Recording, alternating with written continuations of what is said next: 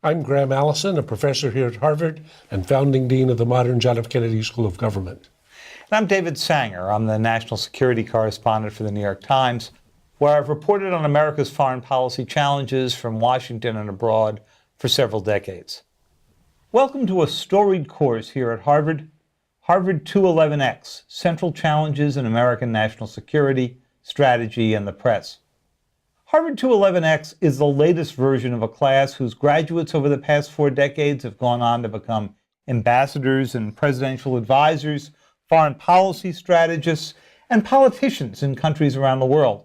There have even been a few wayward journalists, myself included. When this course began, when I took it from you, Graham, it was all about the Cold War. The Berlin Wall still stood, the Soviet Union loomed large. Graham, you had long, dark hair, as I recall. And then, as best I can recall, you barely passed the course. Well, I deny it. But back then, it's certainly true that few could imagine that China's emergence as a great power would become the dominant theme of this decade. So what is this course about? It's about understanding how nations set their priorities and create strategies. The Islamic State and the threat it poses to the U.S. and our allies. Will the U.S. and the coalition response be effective? Just how powerful is the Islamic State? China, do we try to contain it or integrate it into the global system, or both? Are we headed to conflict in the South China Sea? And that's just the beginning. The Iranian nuclear issue.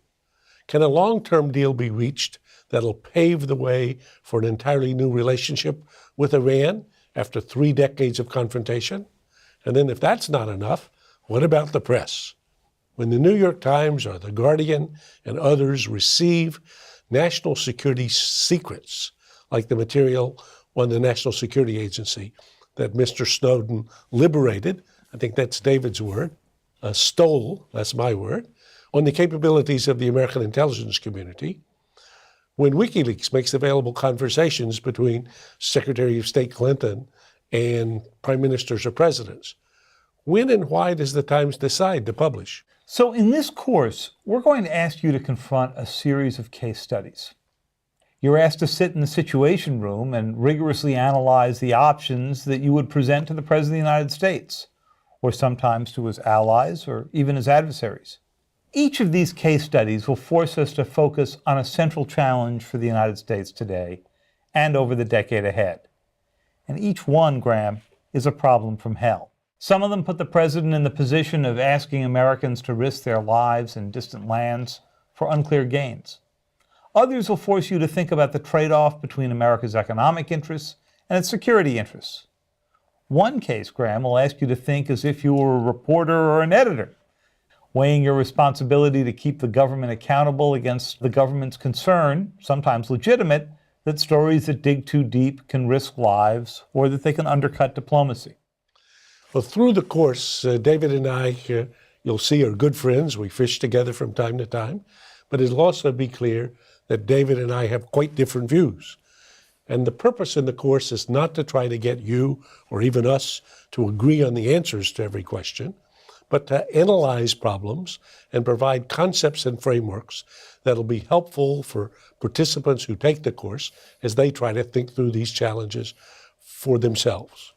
What's important is for you to gain a set of skills that'll help you think more carefully and clearly about the president's hardest decisions. So the course requires the development of a capacity for strategic thinking.